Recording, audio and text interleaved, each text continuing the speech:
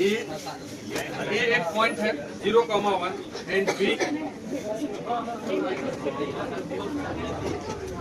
लिखिए क्वेश्चन लिखिए। If A and B, ए और बी दो पॉइंट दिया हुआ है, are 2 points,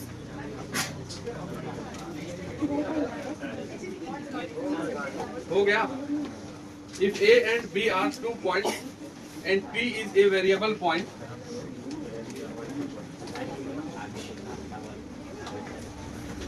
P is a variable point such that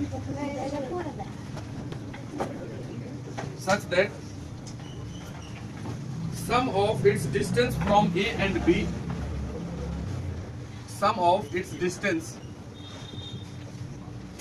from A and B, मतलब P का A से दूरी PA और P का B से दूरी PB, उन दोनों का सम PA and PB, sum of its distance from A and B is 4।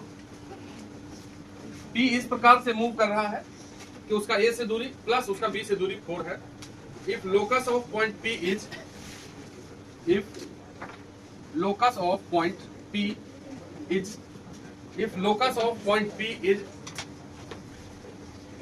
x square plus is x square by a square plus y square by b square equal to 1। अब ये दे दिया कि इस प्रकार से लोकस आएगा पहले ही, तो find value of a square plus b square, यानी कि a और b निकालना है। Find value of a square plus b square. Question सभी कॉपी में होना चाहिए। क्वेश्चन बोला है कि ये दो पॉइंट है a और b, ये a पॉइंट है और ये b पॉइंट है, और एक तीसरा पॉइंट है P जो मूविंग है। ये ऐसे मूव कर रहा है, P किसी कर्व पे मूव कर रहा होगा, इस प्रकार से मूव कर रहा है कि इस A से इसका दूरी और इस B से इसका दूरी, PA प्लस PB तुम्हारा क्या है 4। तो PA मतलब P का A से दूरी निकालना। तो P पॉइंट को यदि हम मान लें x y, let P is x, y या h, कुछ भी मान सकते, तो जो बोला है उसको मैथ में लिख दीजिए।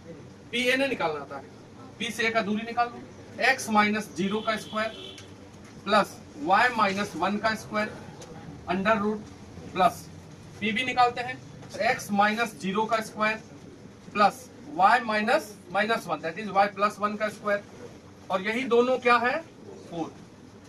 अब तुम ही बताओ कि क्या किया जाए जो स्क्वायर रूट इजीली हटे।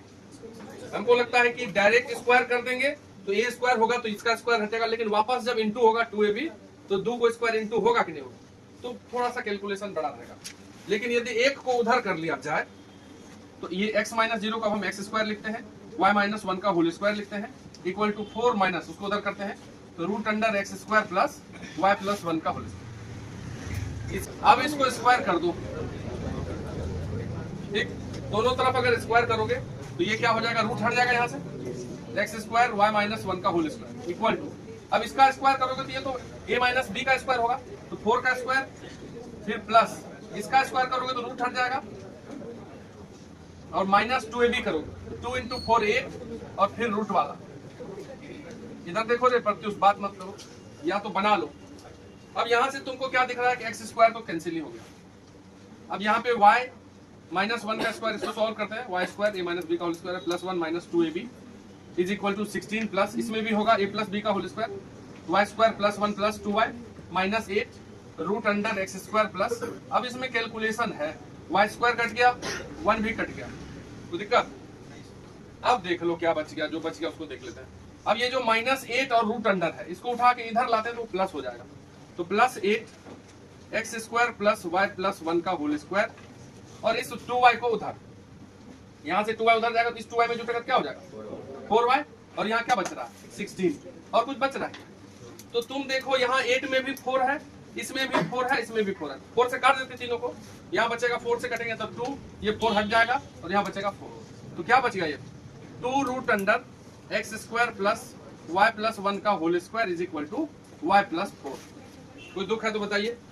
अब क्या करेंगे, जो रूट हट जाएगा दोनों तरफ फिर स्क्वायर कर दें, तो फिर से इसके बाद स्क्वायर करते हैं, ठीक है।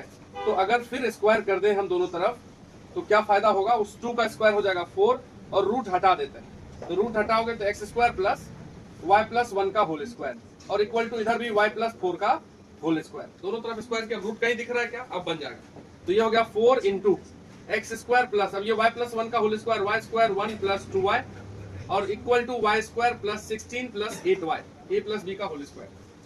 अब यहाँ देखिए 4x स्क्वायर, 4 के साथ x स्क्वायर आ गया और यहाँ 4y स्क्वायर होगा कि नहीं, इधर से एक y स्क्वायर उसमें माइनस होगा तो क्या बचेगा 3y स्क्वायर। कैलकुलेट ही करते चलते जाते। अब यहाँ है 4 इंटू 2y 8y, इधर भी 8y है कि नहीं, तो ये जो 4 इंटू 8y 2y होगा, 8y कट जाएगा कि नहीं, और बचेगा केवल क्या, ये 4 इंटू 1 4, इधर बचेगा 16, तो 16 में जाके वो 4 माइनस होगा तो क्या बचेगा। कैलकुलेट करने के बाद ऐसा ही आएगा, तुम खुद से कर सकते हो ब्रैकेट ओपन करके, इसको नहीं देखो। अब हमको अब क्वेश्चन में क्या दिया था, लोकस एक्स स्क्वायर, इस प्रकार का लोकस है वो। क्वेश्चन वाला बोला कि ऐसा इक्वेशन आना चाहिए, आरएचएस में क्या आना चाहिए 1, तो इस 12 को नीचे कर दो दोनों में, तो 4x स्क्वायर बाई 12 और 3y स्क्वायर के नीचे भी 12, तो इधर बचेगा ना 1। अब ये 4 से 12 कटेगा तो क्या बचेगा, x square by 3 and y square by 4 equal to 1।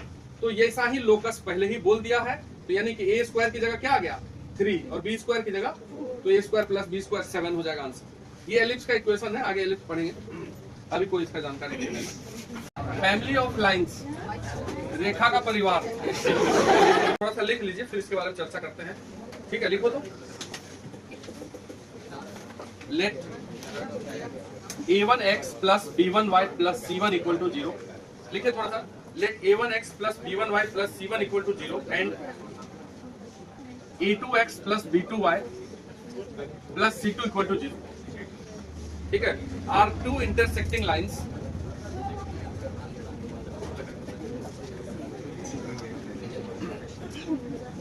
Are two intersecting lines. ठीक है, लिखो रे, साथ में लिखो, हम बोल रहे हैं सामने लिख भी रहा, तो इसमें समझने वाला कोई बात नहीं, समझाएंगे लिखवाने के बाद ना, तो पहले लिख लो, let a1x plus b1y plus c1 equal to 0 and a2x plus b2y plus c2 equal to 0 are two intersecting lines, then equation of all lines, then equation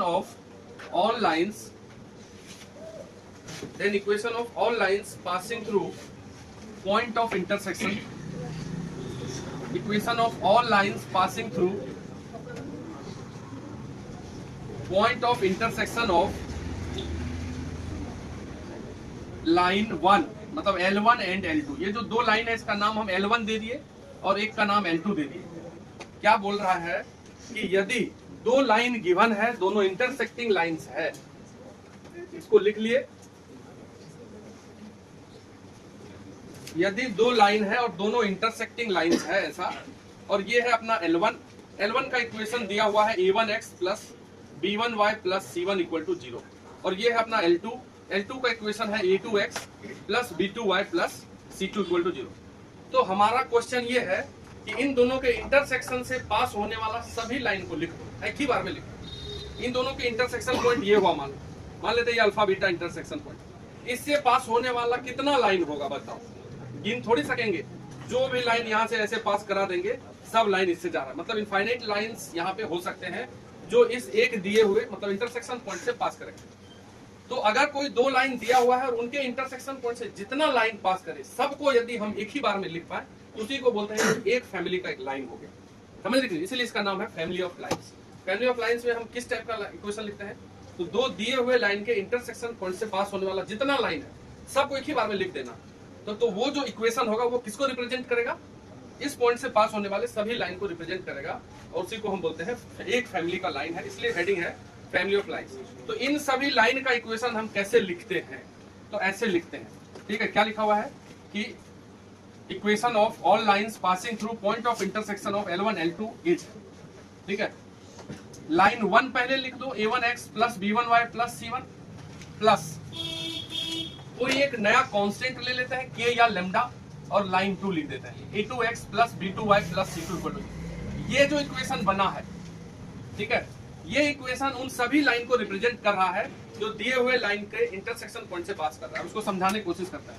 ये a1x plus b1y plus c1, देखो ये जो alpha beta point लिए हुए हैं यहाँ पे, ये अल्फा बीटा पॉइंट किस लाइन पे है, दोनों लाइन नहीं है, दोनों लाइन, तो दोनों को सेटिस्फाई करेगा कि नहीं। यदि इस अल्फा बीटा को पहला लाइन पे रख दो, इस लाइन पे, तो ये हो जाएगा a1 alpha plus b1 beta plus c1, तो रखने के बाद ये सेटिस्फाई करेगा, मतलब इसका वैल्यू क्या आ जाएगा 0, क्योंकि वो उस लाइन पे है। अब इस अल्फा बीटा को दूसरे लाइन पे रख दो, तो A2 alpha plus B2 beta plus सीटा C2, ये भी क्या हो जाएगा? अरे ठीक है, ये भी क्या हो जाएगा? 0 हो जाएगा, क्योंकि अल्फा बीटा इस लाइन पे भी है। अगर तुम इस अल्फा बीटा को इस पे जाके रखो, एक मिनट समझ लो तब सीधा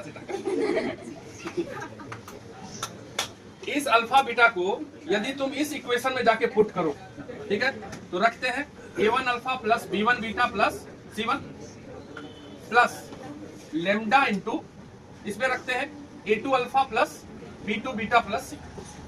ठीक, रखने के बाद क्या इसका वैल्यू 0 हो रहा है? क्योंकि इसका वैल्यू तो 0 हम यहाँ निकाल के रखे हुए हैं।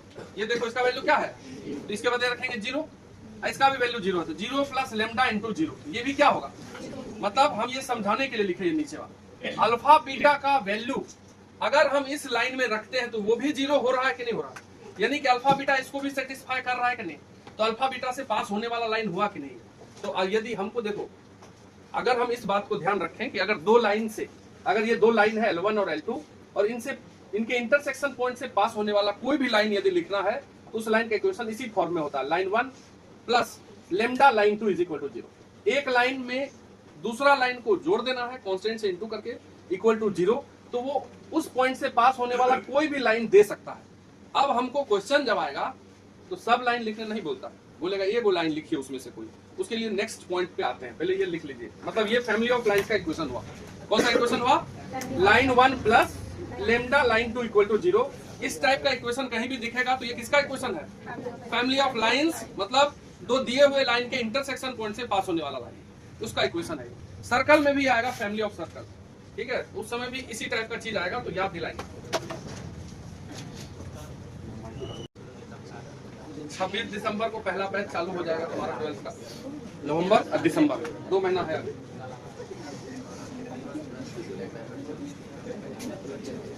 जैसे क्वेश्चन लिखा हुआ है कि फाइंड इक्वेशन ऑफ, ठीक है, line passing through,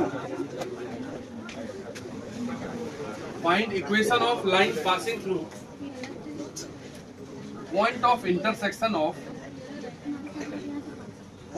intersection of two lines x minus y plus 2 equal to 0 and 2x plus y plus 4 is equal to 0। ये दो लाइन के इंटरसेक्शन से पास होने वाला लाइन लिखना है, ठीक है, which is parallel to line 2x plus 3y plus 5 is equal to 0। देखो अब ये क्वेश्चन आ गया, इसको हम फैमिली ऑफ लाइन्स से बना रहे हैं। ऐसे हम बिना फैमिली ऑफ लाइन्स का भी बना देते हैं। कैसे बनाएंगे बिना फैमिली ऑफ लाइन्स का? इधर देखिए, बोल रहा है कि ये लाइन कहां से पास कर रहा है? सुबह कि इन दोनों के इंटरसेक्शन पॉइंट से पास हो रहा है लाइन, तो पहले इन दोनों को सॉल्व कर लेंगे, एक पॉइंट आ जाएगा, और फिर स्लोप, तो पैरेलल टू दिस लाइन है वो लाइन, तो इस लाइन का जो स्लोप होगा -2/3 होगा, वही स्लोप उसका भी होगा, तो स्लोप निकल गया, पॉइंट निकल गया, तो पॉइंट स्लोप फॉर्म। लेकिन हमको समझना है फैमिली ऑफ लाइंस, तो हमारे पास दो लाइन है L1 L2, ये हो गया L1 L2, इनके इंटरसेक्शन पॉइंट से पास होने वाला कोई भी लाइन हो तो उसको हम ऐसा मान सकते हैं, लेट इक्वेशन ऑफ लाइन, ठीक है, जो कि उन दोनों के इंटरसेक्शन पॉइंट से पास कर रहा है, उसको हम ऐसा मान लेंगे कि नहीं, line 1 plus lambda line 2 equal to 0। Line 1 का जो टर्म है वो लिखिए x minus y plus 2 plus lambda into 2x plus y plus 4 is equal to 0। बोलो क्या दिक्कत? अब x वाले को एक साथ कर लेते हैं, समझना है फैमिली ऑफ लाइन्स को कैसे, क्योंकि इससे क्वेश्चन जो आएगा वो आगे वो भी करने वाले हैं। ये x प्लस ये क्या लिखा हुआ है 2x लेमडा, x वाला एक साथ कर लिए, फिर y वाला देखो, यहाँ क्या y लेमडा लिखा हुआ है, मतलब लेमडा y और यहाँ पे माइनस y, दोनों y को एक साथ कर लिए। अब कांस्टेंट क्या दिख रहा है 2, यहाँ पे 4 लेमडा, तो 2 मतलब ब्रैकेट तोड़ दिए और x वाले को अलग, y वाले को अलग, और जो बच गया उसको अलग कर लिया। इसमें से देखो x कॉमन कर लेते हैं, x कॉमन करोगे तो क्या बचेगा 1 प्लस 2 लेमडा इंटू एक्स, यहाँ y कॉमन करेंगे तो lambda minus y into y and plus 4 lambda plus 2 is equal to 0। तो ये ax plus by plus c बराबर 0 का फॉर्म लिया कि नहीं? इसका स्लोप निकाल लो, इसका स्लोप क्या होगा? स्लोप क्या होता है minus a by b, coefficient of x क्या दिख रहा है 1 plus 2 lambda, coefficient of y क्या दिख रहा है, इसके बाहर क्या लगा देना तो माइनस को अंदर ही कर लेते इसमें, ये हो जाएगा 1 प्लस 2 लेमडा अपॉन 1 इधर आ जाएगा। ये क्या निकला? Slope of that line. अब क्वेश्चन में दिया हुआ है कि वो जो लाइन है जो हम लिखना चाह रहे हैं वो किसके पैरेलल में है? इसके पैरेलल में। तो गिवन लाइन है उसका स्लोप निकाल। जैसे तुम दिया हुआ लाइन, इसका स्लोप क्या होगा? x का कोफिशिएंट 2, y का कोफिशिएंट 3 और बाहर लगा दीजिए माइनस, क्योंकि दोनों लाइन पैरेलल है। दिया हुआ लाइन और ये हम required line are parallel to each other, इसका मतलब दोनों का स्लोप इक्वल होगा। इसको मान लीजिए m1, ठीक है, लेट, और इसको मान लीजिए m2। तो फ्रॉम क्वेश्चन में ये बोला हुआ है कि m1 is equal to m2, बोला हुआ है कि नहीं? नहीं बोला है, क्योंकि दोनों लाइन पैरेलल लेना है। m1 जो निकाले हो 1 plus 2 lambda upon 1 minus lambda is equal to -2/3। इसको कैलकुलेट करके लेमडा नहीं निकलेगा क्या? क्रॉस मल्टीप्लाई करते हैं, 3 इधर करते हैं, तो 3 plus 6 lambda is equal to इधर -2 इंटू 1 -2 प्लस 2 लेमडा। तो यहाँ से 2 लेमडा इधर जाएगा, 4 लेमडा इज इक्वल टू 3 उधर जाएगा तो -5। देखना गलती हो जाएगा, लेमडा इज इक्वल टू -5/4। अगर गलत नहीं है तो ये लेमडा को कहाँ जाके पुट कर देंगे? ये जो इक्वेशन माने हो, समझे कि नहीं आपको? या इसी को तुम 1 मान लो यहाँ पे, तो पुट लेमडा इज, ये थोड़ा सा भारी पड़ा, लेमडा इज इक्वल टू -5/4 को किस में पुट कर देंगे? इक्वेशन 1 में। यहाँ पुट करो चाहे यहाँ पुट करो चाहे यहाँ पुट करने के बाद जो इक्वेशन आएगा वही होगा अपना इक्वेशन, ठीक है? अब इतना भारी वाला चीज क्यों बताए, अभी पता चलेगा। उसको उससे बनाते अगर, कौन सा फॉर्म, पॉइंट स्लोप फॉर्म, आसान पड़ता। डायरेक्ट स्लोप ये लेते -2/3, इन दोनों को सॉल्व करके एक xy निकाल लो पॉइंट, और y minus y1 is equal to m into x, एकदम आसान पड़ता। इसको लिखो फिलहाल, टाइम हो भी